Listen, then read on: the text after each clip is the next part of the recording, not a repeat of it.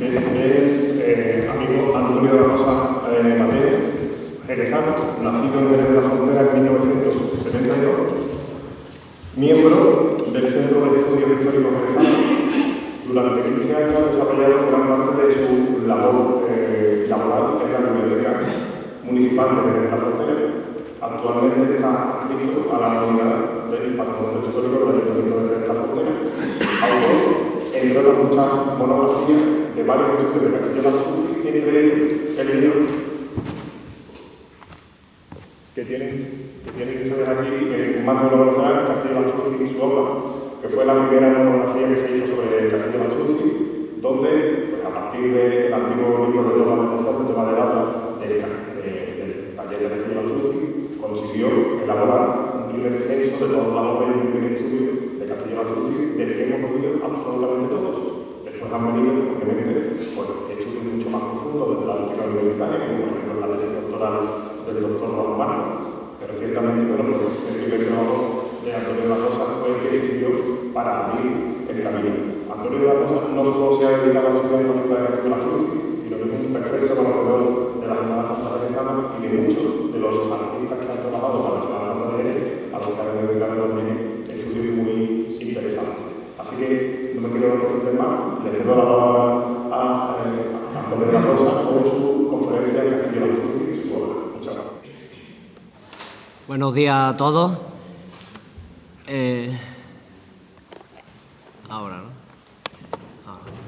Buenos días a todos.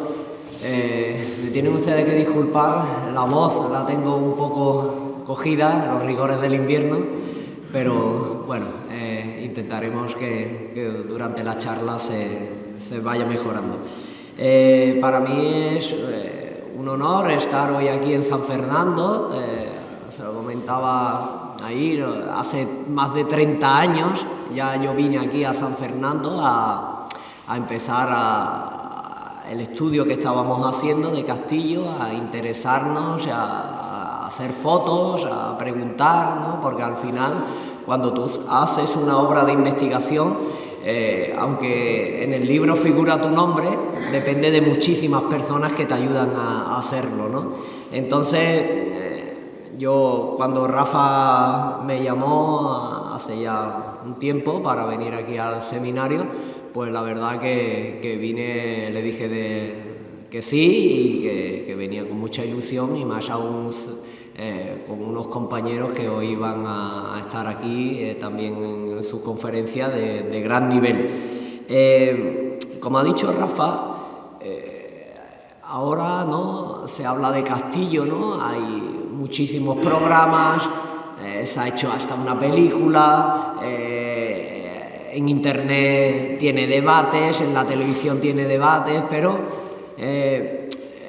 yo abro el camino, y no me gusta presumir, pero fue la verdad, abro el camino porque cuando yo empiezo a estudiar la figura de Castillo Lastrucci había unos cuantos artículos de Sevilla, había también algunos de Málaga y había poco más, ¿no? La obra de Alicante no estaba catalogada, la obra de Ceuta no estaba catalogada, la obra de los pueblos de Málaga no estaba catalogada, sino se hablaba siempre de lo principal. Entonces mi objetivo fue, en ese primer trabajo, que lo digo en el libro, esto es un primer estudio para que ya se amplíe con los años, lo cual lo han hecho otros compañeros, y cogimos y hicimos eso, ¿no? Como he dicho, para mí, la Hermandad de los Afligidos, ¿no?, y de otras hermandades que hay aquí hoy de San Fernando, que están hoy aquí presentes, pues fue uno de los primeros sitios por cercanía, ¿no? Porque como yo soy de Jerez, pues empecé a ampliar por lo más cerca, ¿no? Y ya terminé por Alicante, por Ciudad Real, por Daimiel, ¿no? Cuando muchas veces sale en la tele, ¿no?, mi hijo mayor me dice que soy la guía cansa de Castillo Lastrucci, ¿no? Porque muchas veces habla el telediario, ¿no?, Ciudad Real, y le digo, ahí hay un crucificado y una virgen. Sale así, ¿no? Dice, Galarosa, ¿ha pasado esto en Galarosa, en Huelva? Digo, ahí hay un crucificado. Porque al final me llevé 7 años yendo a Sevilla, 7 años yendo a Sevilla semanalmente, cogí el taller todavía de los sucesores de Castillo, todavía prácticamente casi igual. Ahí ven ustedes que estoy con Adolfo Castillo, el que está a mi izquierda, que es el hijo, y don José Pérez Delgado, ¿no? Como era conocido como Pepe el Gubia, que fue siempre fiel a su maestro. Entonces, el taller que ya estaba en la calle García Ramos estaba prácticamente sin tocar de cómo fue el taller de Castillo, ¿no? Y ahora durante la conferencia lo vamos a ir viendo, ¿no? Allí había cientos de documentos, de fotos, de contratos, había muchísima documentación que intentamos ordenar, ¿no? Y por supuesto el libro de cuentas, ¿no? Pero como digo, lo importante que en ese primer estudio es que estaba el taller prácticamente igual, ¿no? Entonces, bueno, pues ahí ven ustedes los numerosos bocetos que había, se hacía de escayola, ¿eh? Ahora vamos a ir explicando todo el taller, vamos a ir explicando, vamos a hacer una biografía de Castillo, vamos a explicar el taller y vamos a explicar, como ha adelantado Rafa, la teatralidad, ¿no? El éxito de Castillo, la teatralidad de los misterios. Pues en el taller, bueno, ahí ven ustedes muchísimos bocetos, estaban todavía los bocetos, y bueno, y fotografía. Castillo siempre cogía y fotografiaba todos los misterios y le gustaba siempre hacer una foto. Yo cuando vengo a un sitio, cuando vengo a una ciudad, todo el mundo espera que, no, o si Antonio viene a San Fernando, que hable solo de San Fernando. Yo voy a Almería y me dice, pero hablarás de Almería, ¿no? Ustedes, los que están aquí presentes, que les gusta Castillo Lastruzzi y pertenecen a Imágenes de Castillo Lastruzzi, Hermandades de Imágenes de Castillo Lastruzzi, al final saben más que yo de Castillo Lastruzzi, de sus imágenes. Entonces, mi objetivo en la charla de hoy es que ustedes sepan quién era Castillo Lastruzzi, cómo trabajaba Castillo Lastruzzi, el éxito de Castillo Lastruzzi, y cuando termine mi charla, ustedes valoren más todavía a Castillo Lastruzzi. Ese es mi objetivo, ¿no? Lógicamente, bueno, como hemos dicho, que tenemos la documentación, se sacó toda la documentación de Castillo, ¿no? Pues la Hermandad de los Afligidos, ahí tenéis el contrato, ¿no? Que curiosamente, en ese primer contrato, lo que se encarga del misterio el 12 de enero del 43 es el Nazareno, la Dolorosa y el San Juan y un cirineo. Con lo cual, después, es que esto ahora lo vamos a ir entendiendo durante la charla, ¿no? Porque a lo primero se hablaban unas cosas y después pues no terminaba, ¿no? Terminaba, no se concretaba o no se terminaba de pagar lo que se había encargado. Era un momento difícil también porque, como ahora vamos a ver el periodo, Castillo le toca recomponer todas las imágenes que se han perdido en los asaltos de la República, en la guerra civil, en especial en los pueblos, bueno, incluido Sevilla, incluido Málaga. Entonces, también la economía del país no era muy boyante. Entonces, bueno, ahora lo veremos que va a haber pagos interminables, pagar un crucificado a 50 pesetas cada mes. Imagínate cuántos pagos tenían que hacer, que valía 2.500, 3.000 pesetas, pues imagínate, y eso muchas veces ni se terminaba de pagar, ¿vale? También aquí en San Fernando, la Hermandad de la Soledad, ¿no? El traslado al sepulcro, ¿no? Se hace el encargo el 3 de junio del 64 del señor yacente, San Juan Nicodemo Arimatea, que figúrense, en ese momento, el año 64, costó 70.000 pesetas, que era un dinero bastante alto para la época, ¿no? La Hermandad de la Misericordia, bueno, pues hay dos contratos, porque primero hay una restauración del Nazareno y el cirineo en el año 65, el 18 de julio del 65, de 25.000 pesetas, y después, con el incendio que tiene la hermandad, pues se vuelve a restaurar y al final se hace la imagen de la Verónica, ¿vale?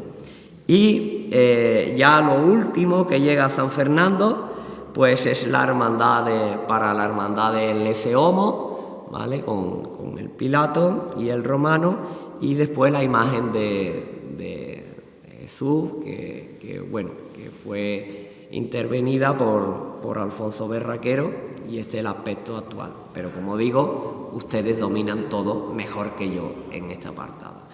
Pero lo que yo quiero, y en lo que estamos hablando, es quién era Castillo Lastrucci, qué formación tenía, por qué cambian los misterios, por qué hay un antes y un después, la imaginería. Siempre, y Rafa y los compañeros que van hasta hoy en día aquí, estamos de acuerdo que para cualquier charla de este tipo hay que entrar en el contexto histórico. Yo por mi trabajo con los institutos, con los niños, entonces yo siempre le meto, cuando hablamos de historia, cómo era el momento, porque si no los niños no lo entienden. Ahora lo ven todo con un clic Google y dice, ostras, y esto es así, ¿no? Entonces, Castillo, una breve introducción histórica, nadie podrá negar que a Castillo Lastrucci le tocó ser protagonista de una España que navegaba entre dos hitos históricos, ¿no? La restauración borbónica al régimen de Franco, ¿no? No olvidemos que acontecimientos como tormentas y bonanzas, ¿no?, marcaron el rumbo de la nación. El 98, la dictadura de Primo de Rivera, la Segunda República o la Guerra Civil. Las dos Españas estaban luchando a muerte, ¿no? El conservadurismo reaccionario, el caciquismo, el militarismo, la autocracia se enfrentaban a la democracia del sufragio universal, ¿no?, a la libertad de credo y de enseñanza. Y digamos que España, Andalucía y Sevilla vivían en una etapa de entresiglos con un completo subdesarrollo social, con objetividad. Los índices cuantitativos demográficos de aquella época, de principios del siglo XX, daba lo que hoy podríamos decir muchos pueblos hoy consideramos tercermundistas, ¿no? Esa era la realidad en ese momento de la zona de Sevilla y de España. El 27 de febrero de 1878 nace en Sevilla Antonio Castillo Lastrucci, ¿no?, hijo de Eduardo Castillo y de Araceli Lastrucci, y la familia vivía en el barrio sevillano de La Feria, ¿no?, concretamente en la calle Queso, número 36, hoy calle Antonio Fucillo, y de esta unión nacieron 6 hijos, ¿no? Antonio fue bautizado en la parroquia Unión Santorum, y su padre tenía una fábrica de sombrereros montada en la calle Peral. A pesar de las condiciones duras existentes que hemos hablado, la familia de Castillo vivía desahogadamente con la industria de la sombrerería. Ustedes saben que en esa época todo el mundo llevaba sombrero, ¿no? Era una prenda de vestir. De niño, Castillo soñaba con ser torero. Era lo que le gustaba, ¿no? Y decía que quería pasear la gloria por España y por América, ¿no? Ser torero, ¿no? Se llevaba allí en la Alameda Hércules jugando mucho a torero con su capotito. Incluso el padre le construyó una placita de toro en el patio de su casa, ¿no? Y toreaban vaquillas, ¿no?, pequeñas vaquillas. Frente al domicilio familiar vivía Antonio Sucillo Fernández, uno de los grandes escultores, ¿no?, donde Castillo asistía con asiduidad para aprender modelado. Fue llevado por un sobrino de a los 11 años, y el arte que tenía en las manos Castillo hizo que Sucillo dejara un poco al lado a su sobrino y se dedicara, porque sabía que tenía magia en las manos haciendo figuritas de barro. Entonces, Sucillo, que fue calificado de romántico, apodado por la crítica al Fortuny del barro, fue un naturalista que interpretó con veraz realismo todo el caudal de inspiración. Escultor polifacético, en temas y técnicas, fue esencial, un gran barrista, ¿no? Y dominaba la técnica de bajo relieve. Cultivó el monumento público y monumental, el retrato, la escultura religiosa, pero este artista, a quien aparentemente sonreía la felicidad, rodeaba la gloria y le sobraba el dinero, puso fin a su vida en 1896. Castillo pierde a su maestro con solo 14 años, pero se queda porque recibe de Zucillo una gran influencia modernista, ¿no? De su etapa colegial se sabe que estudió en el Colegio San Luis de Gonzaga, ¿no? En la calle Trajano, donde se desarrolló sus primeros estudios. Para completar su formación escultórica, acude a la Escuela Provincial de Bellas Artes y Oficios de Sevilla en la década de los 90 del siglo XIX, teniendo como maestro al escultor Pedro Domínguez, en especialidad de ensablado y vaciado, a Francisco Marco en modelado y escultura, a Gonzalo Bilbao en colorido y composición, y otro de sus profesores fue José María Rodríguez de Losada, ¿no? También tuvo una gran influencia en él la pintura del sevillano Virgilio Matoni. Castillo adquiere ahí influencia romántica, costumbrista e historicista.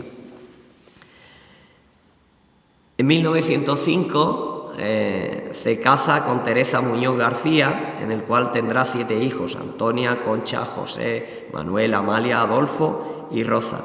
Ya en 1910, en la exposición del centenario de la independencia de México, por su alto relieve bacanal recibe un premio, ¿no? Y también se presentó a otro titulado El centenario de la independencia de México.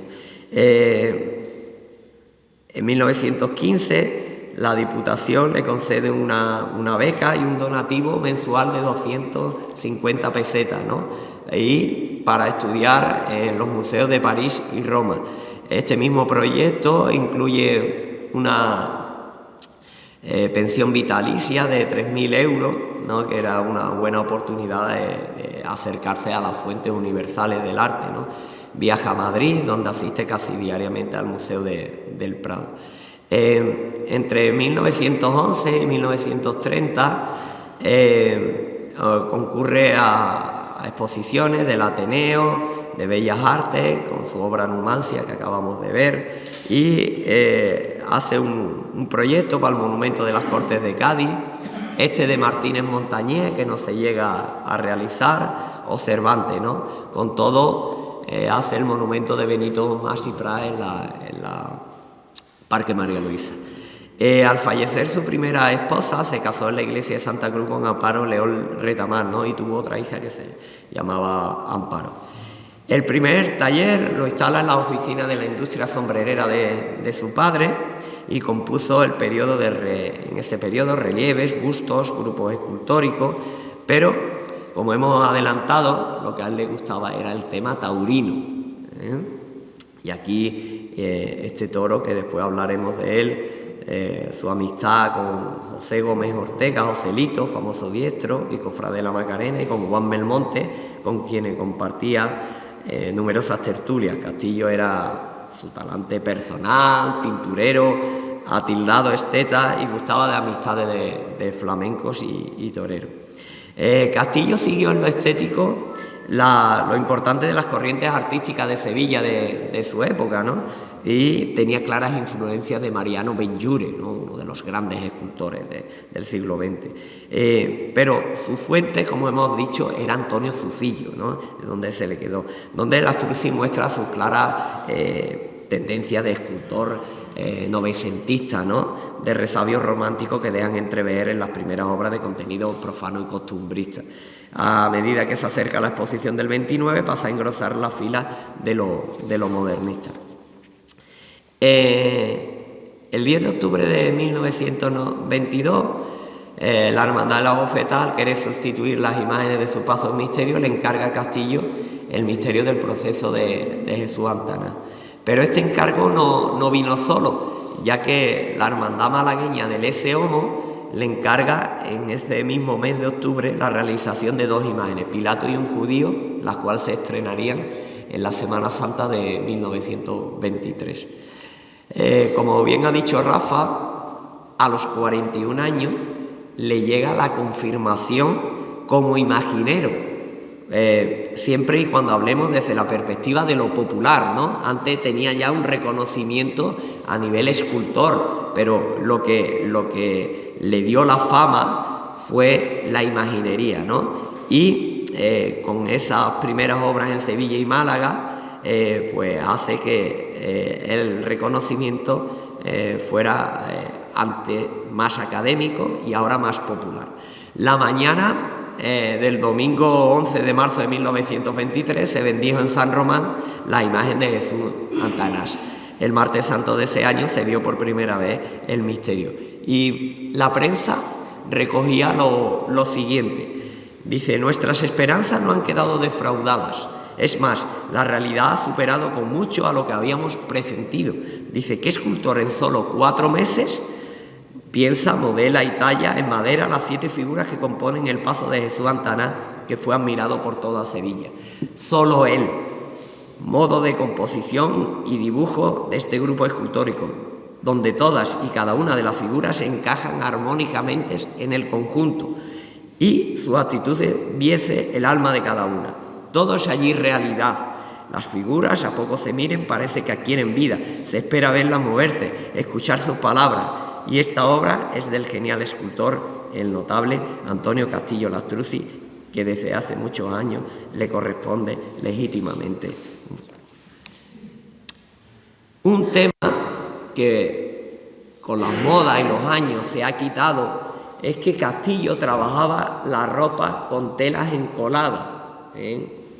Aquí ven estas imágenes maravillosas de Málaga y ven ustedes que es todo con ropa encolada. Desgraciadamente se ha ido perdiendo todo, pero uno de los sellos de Castillo era este tema, la ropa encolada, ¿no? Ven ustedes ahí la túnica, como lleva incluso el bolsito, ¿no? que lleva, era una maravilla, pero desgraciadamente se ha perdido. Vamos a entrar en lo que es el tema del taller, para que ustedes comprendan. Hablar del taller a mí me trae recuerdos de hace más de casi 3 décadas, ¿no? Ese olor a viruta, ese olor a cola, esa madera recién uviada, ¿no? que se notaba cuando tú ibas al taller de los sucesores, ¿no? Esas mascarillas, decenas de bocetos, cientos de dibujos. El taller estaba en la calle San Vicente, número 53. Ahora ya la casa no existe y se modificó, ¿no? Incluso los números, ¿no? Ven ustedes que ahí es el número 48, pero la casa no existe. Aunque no teníamos una foto exacta, tanto con Adolfo Castillo y José Pérez, nos hizo una descripción de cómo era el taller, ¿no? La entrada por calle San Vicente, si ustedes lo miráis por vuestra izquierda, se veía una reja grande, un San Juan, y ya daba al patio. Ven ustedes que a la derecha había esos bocetos que ya hemos visto en algunas imágenes, y había también otro tema de bocetos y el despacho de Castillo, que era donde recibía a la gente. Después tenía 2 pasillos donde uno se acumulaba la madera y ya se accedía a los oficiales y discípulos, a la montera de cristal, que es donde trabajaban con más luz, donde se tallaba, y había después el baño de cobre y los tallistas, y por último el salón de dorado, ¿no? Ese era el taller de Castillo. En la primera planta era la vivienda de la familia. Incluso en la azotea se utilizaba por la multitud de encargos para hacer, cuando las condiciones climatológicas lo permitían, pues que el secado fuera más rápido, se subía a la azotea. El taller, como digo, tenía cientos de bocetos a tamaño natural y para eso necesitó muchísimas personas que le ayudaran, ¿no? porque numerosos encargos después de la guerra civil, tuvo que recomponer muchas obras que se habían perdido, ¿no? En el taller, en más de 40 años, además de sus hijos, pasaron gente, se empezaron a formar gente importante, ¿no? Como José Paz Vélez, Blanco Bajares, los hermanos Obando, Antonio Illanes, Antonio Eslava, Fernández Andé, Rafael Barbero, García Madrid, bueno, y después, por ejemplo, Guzmán Bejarano, Luis Jiménez, Antonio Vega, pasaron muchísima gente por el taller, que conforme iban cogiendo un nivel, pues se iban separando del maestro Castillo, ¿no? En Sevilla y en Málaga, como hemos hablado, se multiplican los encargos, ¿no? Y entre los años 20 y los años 30, pues ya destacan el misterio de San Benito, de la Macarena, de la Iniesta, que es el que están viendo ustedes aquí, de San Esteban, de las tres caídas de Triana, del prendimiento, de la oración en el huerto, el beso de Judas y San Gonzalo, ¿no? Que fue el último gran misterio de Castillo en Sevilla. Y en Málaga, como hemos hablado, del ese homo que hemos hablado antes, y se une el prendimiento, que también lo hemos visto en una foto, y el santo suplicio de sus vestiduras de la hermandad de Zamarrilla. Además podemos mencionar a Dolorosa como el dulce nombre, la primera Dolorosa, castiza, con su sello, la Iniesta, la O, también el tema de talla, ¿no? Como el antiguo paso de la Hermandad del Cachorro, que hoy, como ustedes saben, está en Jerez, en la Hermandad de la Cena, o otro de los grandes pasos, pues, el del prendimiento, ¿no? El de los panaderos, ¿no?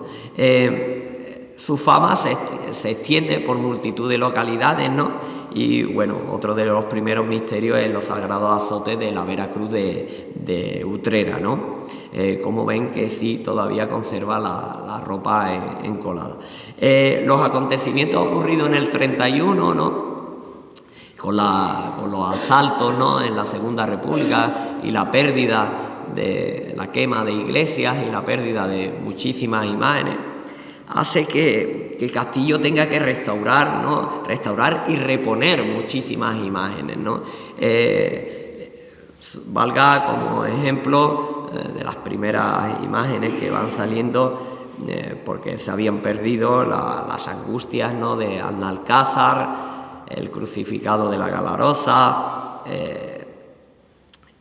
nuestro del Araal, la Misericordia, el Cristo de la Misericordia del Araal del 36, o el tema de la Hermandad de la O, ¿no? Que también es asaltado, ¿no? Había días que Castillo no paraba, estaba recibiendo hermandades, y en la puerta había 2 y 3 hermandades esperando que terminara, ¿no? Porque había que recomponer, como hemos dicho, todo eso, y el funcionamiento del taller hacía que y su fama fueran allí a la calle San Vicente, ¿no? Esto hace que en unos pocos años ya haya obras en provincias de Sevilla, de Cádiz, de Huelva, de Málaga, ¿no? Y ya se empieza a expandir, no limitándose solo a Andalucía, ¿no? Sino a lo que es las zonas de Alicante, las zonas de Ciudad Real, de Extremadura, Ceuta, etcétera, etcétera. El año más fructífero fue el año 38, donde tiene más personal Castillo Lastruzzi y donde se hace mayor número de imágenes, ¿no? El misterio de Triana, ¿no? Aquí, y además de todo tipo, ¿no? La imagen esta de San Roque, San Juan, la imagen de San Juan para Jerez, la imagen del Cristo del Mar de Alicante, el descendimiento de Badajoz, Dolorosas también, por todos lados, incluso, como hemos dicho, fuera, ¿no? Este Cristo que se hace para Amberes, este busto para Amberes, o la imagen para Estados Unidos, para San Patrick, ¿vale? Bien, Castillo amplía y crea un taller de imaginería, para enseñar a sus discípulos, para enseñar todo el tema. Una escuela, que esa escuela estaba, ese edificio que ven ustedes ahora, es donde está ahora la Basílica del Gran Poder. Ese edificio antiguo, ahí monta la escuela.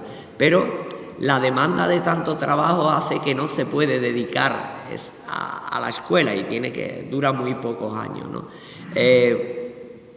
Las grandes imágenes, ¿no?, de Castillo, ¿no?, y yo siempre la destaco, una de las que a mí personalmente siempre me dicen, ¿y cuál es la que más te gusta a mí? Y yo, es muy difícil, pero a mí San Benito, que ahora hablaremos, es una de las imágenes que a mí más me gusta, el misterio de San Benito. Lo que hemos hablado también del contexto histórico, hoy en día y con la tecnología, ustedes van y ven que hay unas máquinas de 3D. Bueno, yo he visto ya ver en talleres una imagen de plastilina de un romano así, y la máquina sacarlo a 1,90 para darle ahora con una lija, así 2 veces, te la saca perfecto. Pero en los momentos de Castillo había esto, los compás, con esto se tallaba la imagen, esto es lo que había. Entonces hemos visto en las imágenes anteriores del taller los bocetos, se hacían los bocetos a tamaño natural y con esto se sacaba de punto, se iba midiendo el compás y se iba sacando de punto, ¿no? Ustedes imaginaron el trabajo que tiene esto y lo que se tarda tallar una imagen. Hoy en día tú vas a un taller, esto es de ahora, y una imagen con unos sensores te sacan en menos 5 minutos 20 imágenes. En 5 minutos, talla eso no existía. Después, Castillo era un gran... los bocetos, era un genio pintando los bocetos, ¿no? Hemos dicho la formación que tenía y después lo transmitía en barro, ¿no? Ahí vemos la hermandad, el boceto de la sentencia, ¿no?, de la hermandad de la Macarena, ¿no? O aquí el boceto de los panaderos, ¿no? Era espectacular, ¿no?, cómo dominaba en 30 centímetros, 40 centímetros todos estos misterios, ¿no? Y después lo sacaba a tamaño natural, ¿no? Era una maravilla de sacar estas imágenes, estos genios. Ven ustedes aquí la multitud de bocetos. En el taller que yo conozco en García Ramos había, como he dicho, más de 150 imágenes a tamaño natural. O incluso el crucificado se hacía a tamaño natural y después con el compás se sacaba en madera. O esta imagen que es el Nazareno de Arcos, lo ven ya ustedes aquí, en madera sacado, ¿no?, terminado de gubiar en madera. Pero para que ustedes vean la maestría que tenía, esos bocetos que hemos visto a 30 centímetros, 40 centímetros, después había que sacarlo a tamaño natural. Y vean ustedes qué maravilla. El boceto, que tiene 40-50 centímetros, y ven ustedes ahí el descendimiento de Badajoz, pues que mide cerca de 2 metros. Y ven ustedes que es perfecto.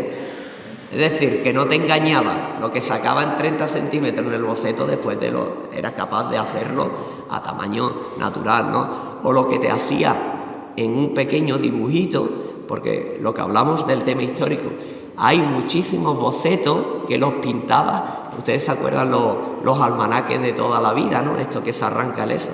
Pues hay bocetos hechos ahí y se aprovechaba. Es que no había ni papel y se aprovechaba por detrás y se sacaba un boceto. Aquí la borriquita de Torre 2 Jimeno. Y ven ustedes el boceto que tiene una cuartilla, el tamaño de una cuartilla, y ven ustedes ya sacado ya a tamaño natural. Lo que hemos hablado del libro de cuentas. El libro de cuentas era interminable. Ven ustedes ahí todos los pagos que se hacían. Además, la documentación era gigantesca. ¿Por qué? se mandaba una carta: señor Castillo, somos de tal hermandad, queremos ir a visitarlo. Castillo le contestaba: pues mira, dentro de 2 semanas podéis venir. Pues mira, como usted dijo en la carta, vamos a ir el día tal. Terminaba aquello y decía: nos gustó mucho lo que nos explicó, no sé qué, esperamos su presupuesto. Le adjunto el presupuesto. Entonces, una hermandad, imagínense ustedes lo que generaba a nivel documentación. Y eso fue una de las cosas que yo hice y yo archivé, ¿no? Después, las letras interminables, letras y letras y letras. La mitad de las obras no las terminaba de cobrar. Ya cuando ya tenían la imagen allí en la hermandad, ya el pago se tranquilizaba, ¿vale? Ya no era esto. Castillo fue capaz de hacer todos los misterios, la entrada en Jerusalén, que es la que hemos visto en Torredonjimeno, en Alicante, la oración, el beso de Judas, en Sevilla, el prendimiento, los panaderos, esta foto antigua de la bofetada, increíble, el misterio de San Gonzalo, ¿no? Jesús ante Anás, presentación al pueblo, maravillosa, flagelación, San Esteban, Cirineo, el encuentro con las mujeres, la Magdalena, el misterio de Sevilla de la estrella, ¿no? Humildad y paciencia, maravillosa, Sierra de Yeguas, en Málaga. En Ronda, el Calvario, la expiración en Alicante, el descendimiento, que tiene 2, en Badajoz y en Alicante, el traslado al sepulcro aquí en San Fernando, la maravillosa Piedad, el yacente y el resucitado en Villanueva de Córdoba. Incluso proyectó, no se llegó a hacer, la Santa Cena. Este proyecto fue para Alicante. ¿Ustedes saben cuánto era el presupuesto de las 12 imágenes con el Señor y el Paso? 52.000 pesetas. Ahora lo podemos encargar, ¿verdad? Pero con 52.000 pesetas yo creo que no nos abren ni la puerta ni nos cogen el teléfono, ¿vale? Y también proyectó la lanzada, que tampoco se llegó a hacer. Nos vamos ahora a centrar en la teatralidad escénica de sus misterios, ¿no? Castillo cambió todo porque fue el inventor del movimiento y de la expresividad, ¿no? Ya como escultor lo había reflejado, pero en lo que es la imaginería, su fuente de inspiración fue el misterio de la exaltación de la familia Roldán, ¿no? De Pedro Roldán. Entonces, ese movimiento que tiene el misterio de la exaltación es el que él se le queda para después hacer ese carácter teatral, esos grandes montajes escénicos, ¿no? Y dejando desplazado, esto es lo que había en la Semana Santa de Sevilla. Ven ustedes que eran imágenes paralelas, hieráticas, no se trabajaba la figura secundaria. Mire usted lo que era el misterio del prendimiento, ¿no? Incluso el misterio antiguo de la sentencia, ¿no? Que eran todos en línea, ¿no? Los sevillanos le decían a este misterio la barbería, ¿no? Porque tenía es verdad, tú cuando entras están las sillas al lado, ¿no? Y allí al fondo. Entonces no es. Y Castillo cambia todo. Ese proyecto, por ejemplo, de la borriquita, ven ustedes que no tiene nada que ver con lo que hemos visto, lo que había en la Semana Santa, ¿no? O miren ustedes aquí, es impresionante, ¿no? Ya como digo, él ya como escultor tenía eso, ¿no? Tenía ese movimiento, y lo que hemos dicho, ¿no? El misterio de Pedro Roldán es su fuente de inspiración, ese movimiento que se hacía, y eso hace que haga en 1923 la bofetá, que ven ustedes que es impresionante, ¿no? Y, por ejemplo, las figuras en el 19, el paso del duelo, ¿no?, de Sevilla, ven ustedes que no tienen nada que ver cómo cambia Castillo, ¿no? Que eran misterios de figuras paralelas, ¿no?, totalmente en línea. Y Castillo aquí vemos, dividía incluso el misterio, lo dividía en varias escenas.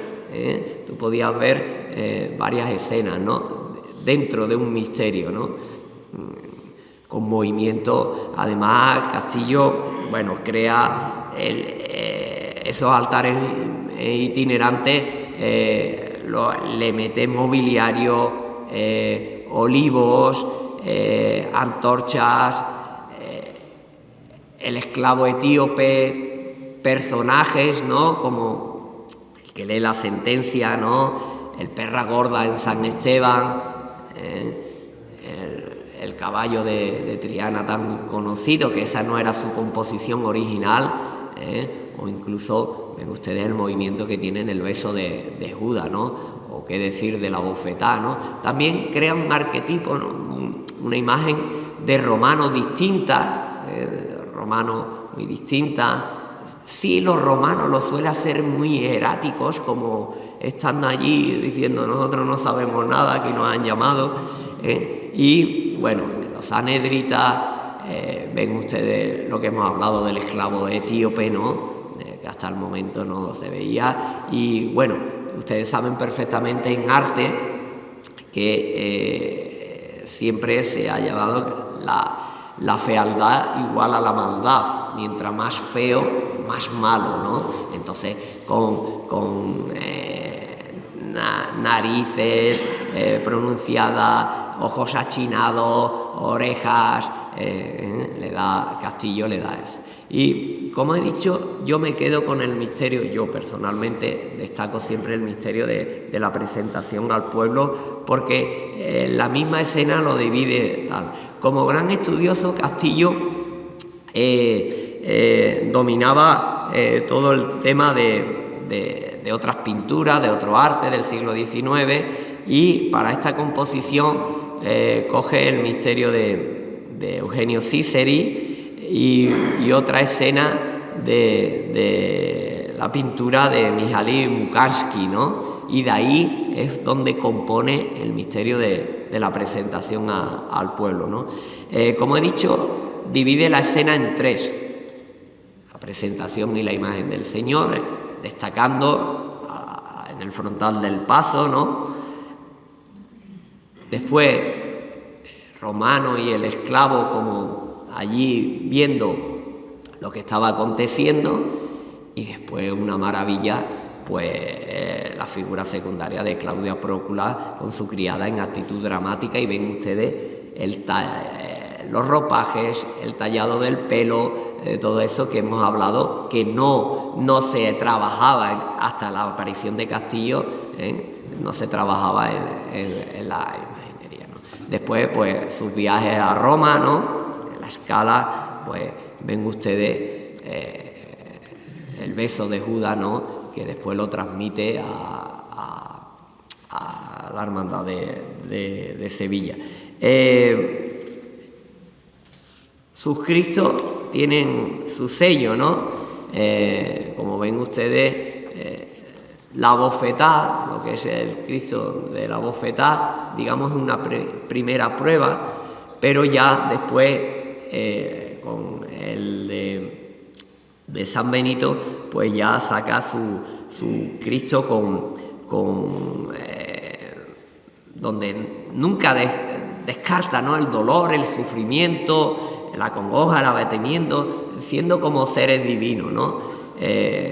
También en sus vírgenes él tenía dos grandes devociones, que era la Macarena y en los Cristos el Gran Poder. Y bueno, si vemos la comparación, él tenía reflejado esa línea de Juan de Mesa, ¿no? El tema de la Virgen castiza, pues siempre hace que tenga unas imágenes jóvenes. Su sello era único y personal y tenía gran empaque, arquetipo de una mujer andaluza con piel morena, rostro ovalado, grandes ojos negros, ¿no? Las cejas, ¿no? Trazadas a tiralínea, y la lengua tallada, etcétera, etcétera, ¿no?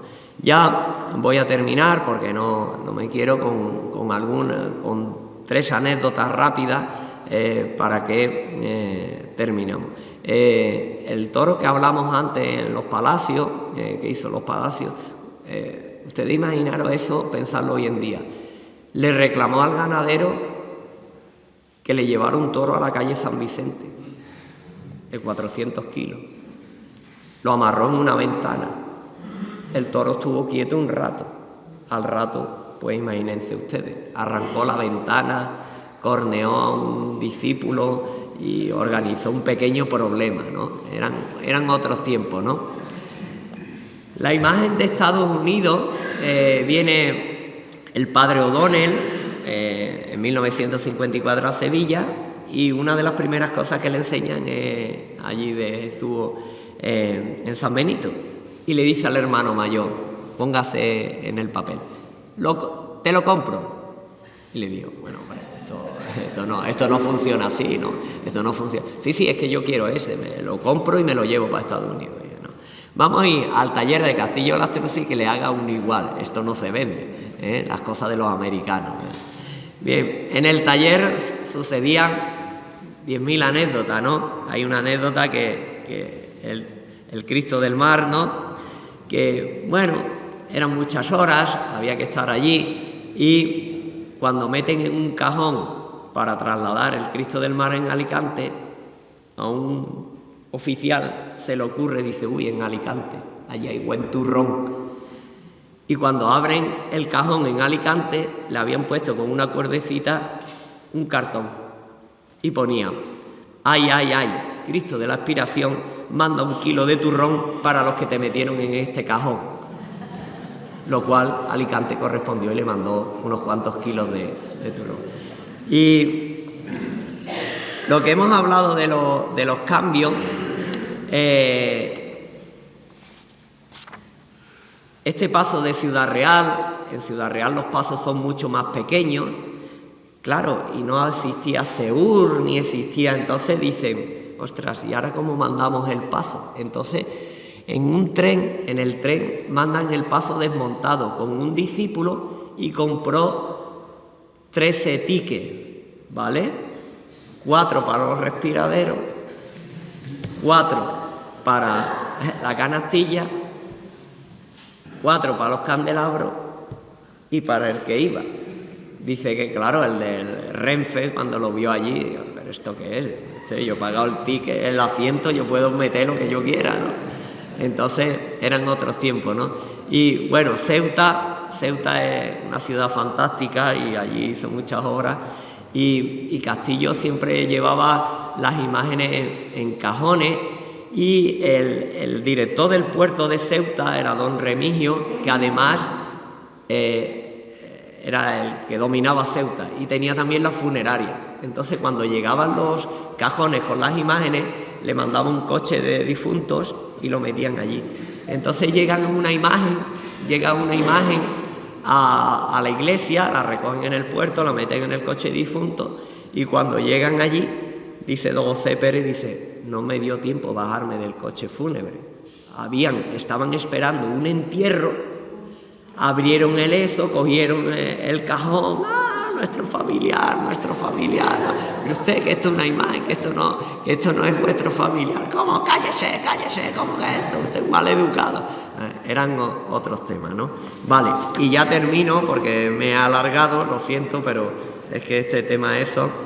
O como conclusión, que, sus últimos años, en el año 66, se nombra allí cerca de San Vicente, la calle Imaginero Castillo Lastruzzi. Las hermandades le hicieron un homenaje, ya un castillo mayor, le entregaron esta placa e incluso se le prepara un reconocimiento por parte del gobernador civil para ponerle la medalla al mérito al trabajo, que desgraciadamente fallece Castillo y no, porque estaba fijada para el 8 de diciembre, ¿no?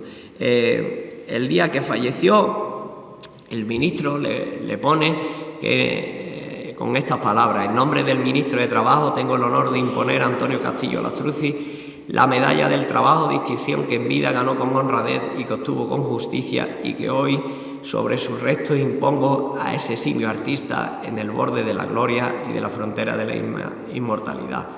En 1993 se concede que los restos se trasladen a San Julián con una obra que nunca se quiso desprender de ella, La Piedad. Siempre ocupó su despacho, y el funeral Monseñor Carlos Amigo Vallejo, y dijo catequista de la Madera aquel día, ¿no? Y el párroco de San Julián, Manuel Franco, dijo: gracias a él rezan hoy miles de personas.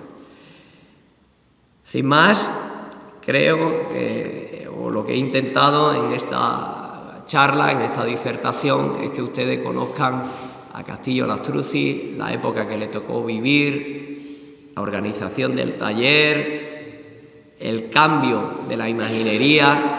Hay un antes y un después con la aparición de Castillo Lastruzzi, con la teatralidad escénica, los misterios, todo el tema de la aparición de mobiliarios, antorchas, etcétera, etcétera, ¿no? Y todavía hoy, que no tengo ninguna duda, ustedes valoran las imágenes que tenéis aquí en San Fernando, pues después de este seminario y más después de los grandes compañeros que vienen ahora a dar la charla, exalten todavía más la figura de Antonio Castillo Lastruzzi, porque estamos hablando de uno de los más importantes del siglo XX, incluso de la imaginería procesional. Muchas gracias.